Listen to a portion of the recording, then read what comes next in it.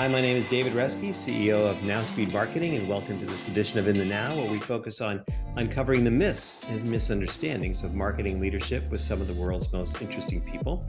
And my guest today is Rayanne Thorn. Rayanne is a fractional chief marketing officer who does strategic work for a handful of companies that need strategic marketing but don't want to yet invest in the expense of a full-time CMO often. She's been doing this for over 4 years and is also the co-host of a podcast called On the Edge. Did I say that name right for your podcast? I have another podcast that I do called HR Latte that is devoted to diversity, and it started off. I started it in 2014, so it's been going for a while, and I'm kind of on hiatus right now, focusing on the Edge, which is a really fun live broadcast podcast that I do every Friday on LinkedIn with my partner Bennett Sung, Excellent. who's also a fractional CMO. So we have a lot of fun talking about a lot of different subjects, some that are taboo. So it's fun. Subjects.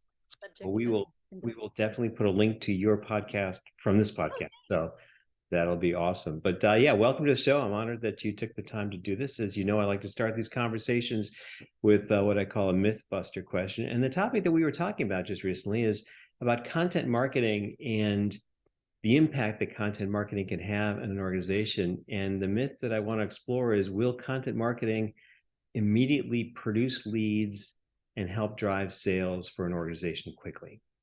What do you think? True or not true? Not true. Of course, I'm going to put in a caveat, depending on the organization, right? If your content is on Instagram and you're selling a really cute skirt that has fireworks on it right before the 4th of July, that content is going to sell quickly, right? You're going to close a deal quickly. And it doesn't even have to be a quality item. It's something that somebody sees, likes. It's what do they call it? Proximity or timely. I'm trying to think of the word for means the same thing as promise, but I call it a proximity sale. And there's very little marketing strategy behind that, right? If you're a company that has a sales cycle that lasts up to 12 months, 6 to 18 month long sales cycle, you're not going to see the impact of content marketing for 18 to 24 months. And most content marketing experts will tell you that same thing, that this is about branding. It's moving beyond demand gen. It's that is important. We're also in a different era. I mean, people want sales now. They want sales now. And salespeople and CEOs want sales now, but people who are customers or clients or might be your target audience want information now. They want information now so that they can ascertain whether or not you're a company that would serve them well. And it is beyond educating, because a lot of CEOs that I work for think that all they need to do is educate the public or their sales targets about what they do and why they do it better, right? Which is what most content marketing is about, right? But that's not going to give you and offer you an immediate sale unless you have established succinctly who your target audience, your sales targets are, who your prospects are. And if you have an amazing following, maybe a great white paper is going to do it. And maybe it will do it immediately, but that's only going to do it immediately because they've already been researching you and they've already been talking to you about it. So I really struggle with the idea that if you hire a strategist or a content marketer and they come in and develop a great strategy and launch it, then you have pushback because the sales aren't happening. Nobody's filling out forms. Nobody's picking up the phone and calling. So I would say it's an absolute myth if your sales cycle is 18 to 24 months. And most major purchases for an organization, whether it's software or IT or some kind of service that you end up being pitted against a competitor. It goes. I just read the other day again the same myth that nobody gets fired for buying Salesforce. Nobody's going to get fired for buying Salesforce. I don't know that that's necessarily true. I think if it's not in your budget, you should be fired. I think my response to that was you should be fired if it wasn't in your budget and if your sales team isn't using it correctly, right? If your sales team and your marketing team's goals are not aligned and you're not using every aspect of Salesforce or any other CRM, then you're not getting your money's worth. And if you bought it, you should be fired because your team should have been educated on how to use this. And really, to get the full effect of Salesforce, it has to be used completely and thoroughly over and over and over every day. Yeah. And right? I think let's get into sales marketing alignment in just a second, but you said a couple things were really interesting there that it feels like you're saying that it has to do with the buying cycle. So if you have this short-term transactional buying cycle, let's call it some B2C examples, that's going to, maybe there's a role for instant contact or advertising to kind of make that instant impact. But let's really focus our conversation on that complex buying cycle. Right. How do you go about, as a CMO, understanding the buying cycle of your company so that you can understand the kind of content that's appropriate at each point? Well, the most important thing is to ask the right questions, right? You have to sit down with the right people. You have to, and in order for that to happen and for real information exchange to take place, there has to be trust and mutual respect. If I come into an organization as a fractional CMO or a content strategist or a marketing strategist, whatever title you want to give me, if I come in, or I come in as the CMO, if the team does not respect me, if the team does not have appreciation for my experience, my knowledge, my longevity in doing what I'm doing, and the successes that I've had in the past, if I don't have that respect or trust right away, nothing I say, nothing I do is going to bridge that gap between sales and marketing. There has been a definitive gap for way too long. The sales team wants what they want, and they are not willing, some cases, are not willing to bend or understand that there are other ways that are better to do it. I recently read my friend Bennett that I do the other podcast with, said to me that, hey, have you been reading lately that MQLs are dead? And I can remember 10, 15 years ago going on a job interview for a CMO role. And the first question out of the head of sales mouth, who was part of the interview process, was, well, what do you know about MQLs? What do you know about SQLs? And I said, well, I don't know too much because I don't think about that. I don't think that, we have to be aligned. I don't know that we all have to be thinking about revenue. We all have to be thinking about marketing today at its very core is advertising, like it used to be. I mean, why have an advertising campaign? Like it used to be 20, 30 years ago? Why did we have billboards? Why did we have magazine ads? Why do we have TV ads? All of those things were a driving effort for sales, right? It wasn't about making a marketer have a nice little niche job that doesn't do anything. Just I have the opportunity to create some fun graphics, and if your sales team though isn't aligned with all of that and doesn't understand what you're doing is to benefit them, if you don't have that information right out of the gate, what has worked in the past, and we need to shift because what worked in the past is no longer working. Right. So to answer your previous question, because I kind of went off on a tangent there, we have to know in the beginning that there is trust and alignment, respect, and then we can work together to answer those questions, which are, what should we do? What should we do that's going to work? Right. I need to know as a marketer coming in, okay, what's worked for the sales team in the past? What worked yesterday for the sales team? Right. And if they're still in the head of what it was 10 years ago, one company that I worked for said, we need to be sending out 60,000 emails every month like we did 20 years ago. Why aren't we doing that? Well, it doesn't work anymore. And we also have privacy issues, and we can get reported as a spammer. And I mean, there's so many different things that the average long-term sales professional doesn't really comprehend about data, statistics, and back end stuff that we have to do to make sure that our brand stays intact. I mean, number one, first and foremost, our brand needs to stay intact. Right? It's a delicate balance, isn't it? I mean, when you're trying to go through the process of learning about the buying cycle and what's appropriate, as you're talking about the perspective of coming in as a new CMO or a fractional CMO, you're learning about the company. Right. You got to have trust and respect from sales. Sometimes you're listening and taking that verbatim and taking it down and saying, yes, you're exactly right, and we need to respect your opinions and go with it. And sometimes you're listening, saying, your ideas are 20 years old, and I'm not going to listen to you. And Right. I think that that's probably what comes from either research or experience on your part.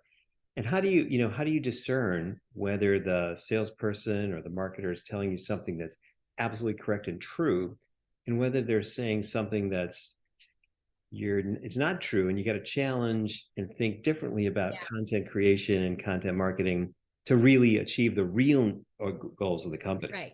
Right. Yeah. So number one is have some data and experience to back up what you're talking about, right? Yeah. If I go into a website and it doesn't have a form or a chat function, right? Then I know right away that they have never relied on an online presence to bring in leads, right? They've never relied on a website. They've never relied on social media.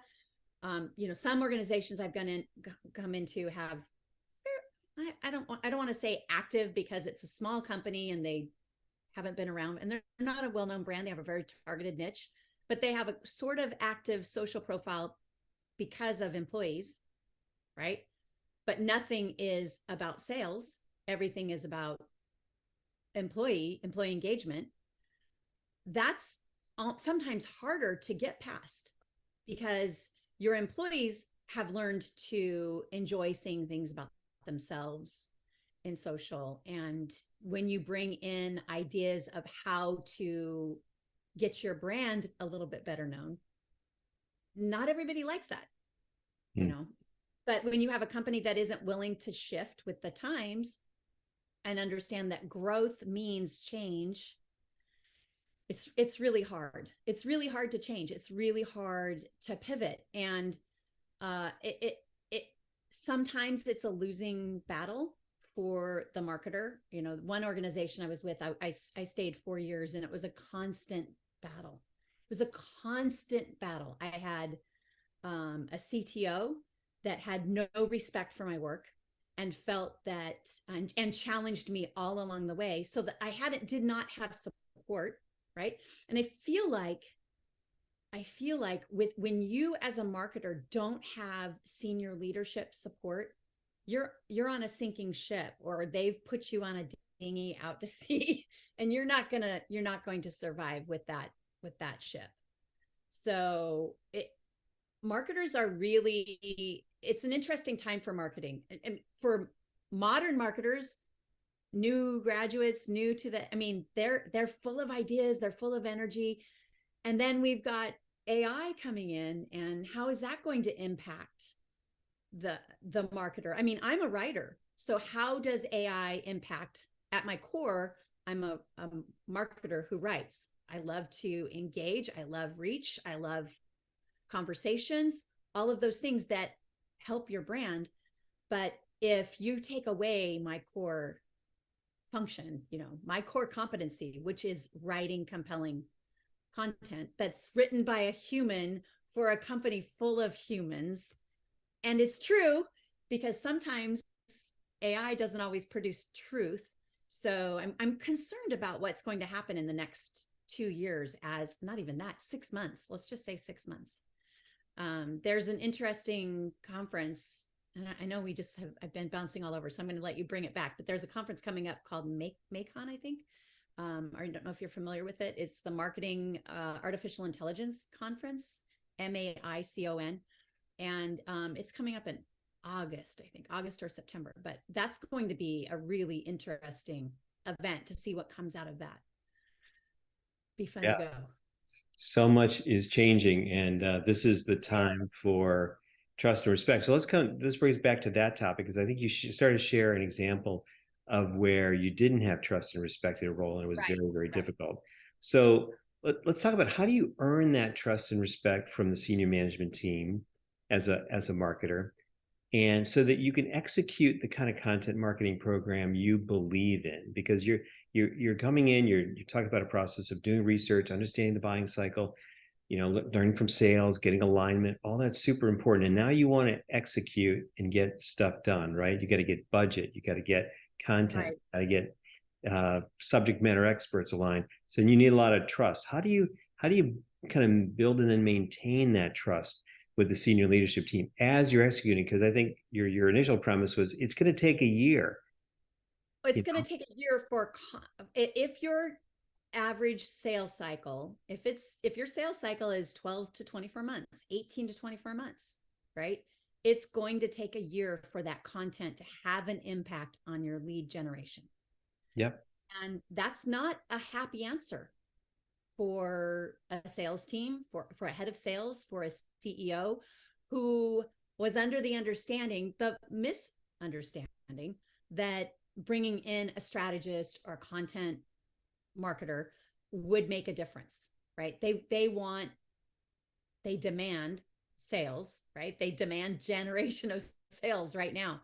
So I think one way to get trust is to do an audit of what is being done, if there's anything being done, right? Content marketing didn't used to be measurable, but now, in the last 5 years, we've been able to measure a little bit more succinctly. We've got, analytics on a website, really in-depth analytics. We've got keyword, key phrase research that we can do. We've got data from our social channels. We've got data. We could dig in deep to the email data. I mean, what are your open rates? Are you talking about unsubscribers? Are you, so if you come to this conversation with the right questions and the questions that showcase you as the expert, but not as the know-it-all, it's really hard to differentiate that, because when you come, you're basically saying what you've done isn't working, right? And that it can be offensive to somebody, right? And they may push back and say, hey, I know what I've been doing. I've been doing this. We've had a successful company for 20 plus years. And now you're telling me that I'm doing it wrong. Well, then you've got to start asking the questions. Okay, so where are your current leads coming from? And if the current leads are just past clients that are renewing, and you're not really getting new leads, new clients, then that's a place to start. Okay, so do you want to keep doing business like you're doing it now? Do you want to keep just utilizing the same, re-signing, renewing current clients? If that's what you want to do, then we keep doing what we're doing. But if you want to grow, if you want to show that you have the capability to grow, if you want to, if maybe you're looking to expand or branch out or sell, who knows what you're trying to do as a CEO or owner of a company, you have to ask those questions, right? So one of the first questions that I ask is, what's the intent moving forward? Are you looking to hire more people? Are you simply looking to have more sales? Are you looking to expand your business function? Are you looking to spin off or split the company? Are you looking to merge? Are you looking to be acquired? Right? All of these questions are really important in that very first, because it changes your strategy, right? You need to If you're looking to be acquired or to merge with somebody else, that's a totally different content strategy than if you're looking to just simply grow. And by grow, I mean get more employees or get more sales, right? So Growth is, go you ahead. get alignment on the strategy. You come up with a strategy and start executing that program. And I think you mentioned a few things about doing an audit and getting some data. And it feels like that data can really help you build trust, right? You talked about some measurables like website analytics, keywords, social channels. So if you're executing a content marketing program, it's going to take you 12 to 18 months. Most CEOs aren't going to sit around and say, well, see in 18 months, let's see if it's in good shape. I'll talk to you, end of Yeah, they're not 2024. going to do that. They're They're not not going gonna to do do that. So you're going to have to what are your go-to metrics to show them that, hey, we're making progress, we're executing? Like, what are that. maybe the top 5 metrics you would kind of go to and say, hey, I usually, to build trust, I share these metrics. I do that baseline today, so we're at, and then I say, here are the things I can show you that we're making progress. Maybe not be there because some CEOs, I think your point is that some CEOs, the only metric they care about is revenue, and that's important. But you want to show all these other It's metrics revenue. to build trust. What are those top metrics to help you get it? Well, this is a hard one because many CEOs don't see the value of social marketing, right? They don't really understand. So if you can, because social can have an instant impact. It might not bring instant sales, but it can have an instant impact on your messaging and getting your messaging out, and then understanding how you can direct that messaging, right? I call it, it's funny, I call it C-RED or CRED, right? So you have reach, engagement, and then the demographics of that engagement are all really important when it comes to social marketing. And then your big C is obviously the conversions, right? So what are your conversions? Are your conversions getting people to, are they simply clicking through? Is that considered a conversion? Is a conversion having them sign up for a case study or for a webinar? Is that a conversion? Is a good conversion when they fill out a form on your website or they engage with a chatbot on your website?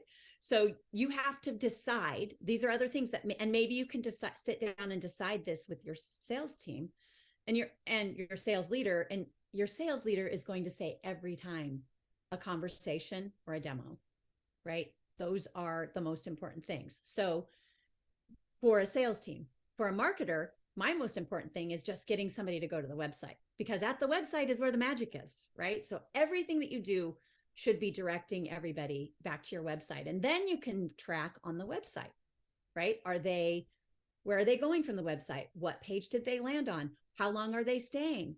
What is the bounce rate? Are you checking demographics on your website? I had one client that, interestingly enough, and I don't know that everybody's doing this, they were having consistent visitors to the website from some small town in the Northeast. No presence there, no sales there, but 50 to 150 visitors a day from that area. So then you've got to start, now we got to dive in deeper. Why are these people coming to the website? And they're bouncing within 3 seconds, right? So clearly our website is listed incorrectly somewhere that has a lot of traffic.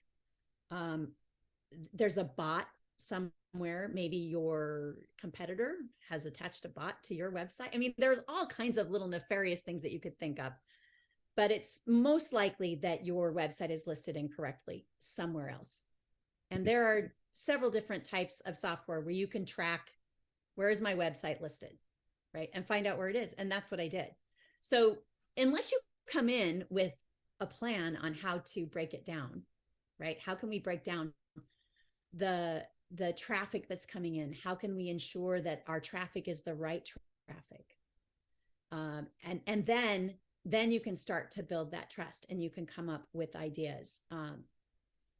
There's another thing that I like to talk about, which is called bundling your content. And I work that into a cross-content reach, which is using as many channels as you can to share similar messaging that drives you back to either a landing page or content that has been bundled, whether it's a series, a blog series, it's a video, maybe a video series, or a webinar, a blog, and a video, or 25 tweets, 5 Facebook posts, engagement, a LinkedIn Live, some type of engagement, but it's all around bundled, very specific bundled content, right? And I think the most important thing today for content marketing is that it has to be interesting, right? So not only does it have to educate about what your company does, or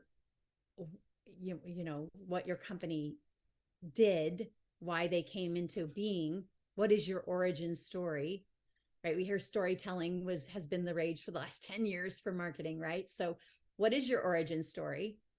What is your superpower? What is your pivot story, right? And then build content that contains all of these things, so that you have this really interesting series of content that can be all bundled together and shared, so that but you have to get your sales team on board. Mm-hmm. They're not going to share it if they don't believe in it, if they don't understand the power and value of sharing and themselves being engaged in content. Yeah. Right. Several companies I've worked for, if the content centered around an employee, it had significant engagement. And you know why? Because the employee was sharing it to their network, or they were tagged and their network was seeing it. So their network was interested in it. So how can you tie an employee or a CEO or another company leader into that content, so that there is this impetus to share, that there's impetus to comment, that there's impetus to follow, get new followers, right? Yeah. So you share some really powerful ideas here. One thing I really like what you said about creating content, bundling content, making content interesting by storytelling. I like what you said about the origin story, the superpower story, the pivot story, building those in your content. But you also said something else that's very powerful about the metrics and building trust through the data and the metrics. And I love the framework you outlined, from reach, engagement, and conversions. And it feels like if you can, use your expertise to create those powerful stories, get it out in the marketplace, and then measure the results, growing reach, growing engagement, growing conversions, you can build that trust over time to show the CEO and the VP of sales, hey, this is going in the right direction. It's going to pay off because we're getting more reach, more engagement, more conversions. That's going to be targeted right? Which your earlier point, that's going to turn into revenue over time. So the average sales professional can tell within 10 seconds of a conversation whether or not that person is going to want to have another conversation, right? Or whether or not that person will buy, depending on the sales cycle, right? So if you can get with your sales team and align with them to understand what is it about that person that bought? What was it? What were they looking for? Did they share that with you? I mean, this is why the CRM, right? Why the CRM is so important, that you share those statistics from those individual conversations. Because if you know those stats as a marketer, typically, and this is unfortunate, the sales team will keep that from you because it's my sale. It's my sale. I did it. I am the one that did it. It had nothing to do with you, but we're all in this together. And what if I could create content that got you there quicker, right? What if you would support the work that I'm doing? What if we supported each other in the work that we were doing? There will be this gap. And it can either be a gap full of friction, or it can be this gap. I had a mentor one time that talked about the gap that has, think of it, an elastic band between that gap. You're pulling against each other. There's so much friction, you're pulling instead of coming together. right? Let the elastic band, which is what we all want, revenue. Let revenue be your elastic band and pull you together so that you can work together, so that you can be aligned. If I can't even sit and have a conversation with the sales team, if they can't really open up with me and tell me what has worked, right? If you can't tell me what has worked, how am I supposed to know what to do? Yeah. So if the sales team isn't tracking what worked, I mean, what really worked? Let's not just say it was my charm on the phone. It was my charm. I did it. Close that sale. It was my handshake at the conference or the expo hall, right? It was me. I did it.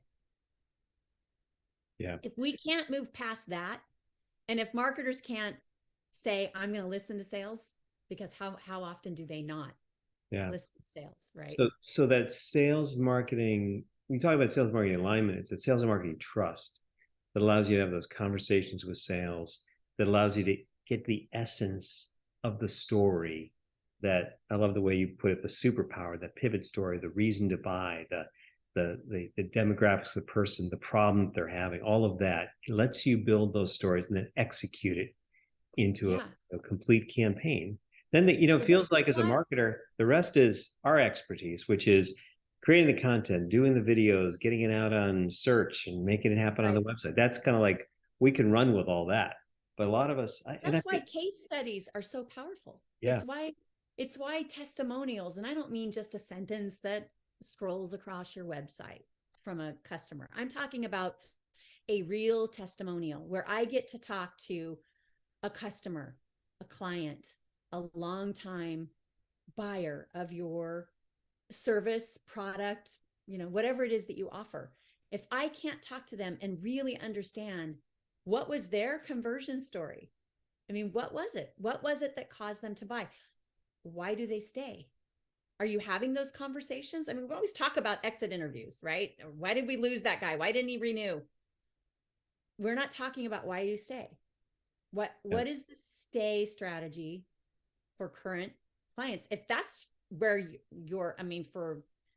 for my clients that are relying on current customers, if you start losing customers and you don't understand the story and you're not asking and you're just saying, oh, they just decided not to renew, or they went with so-and-so, and you don't dig in, what did so-and-so have that we didn't have?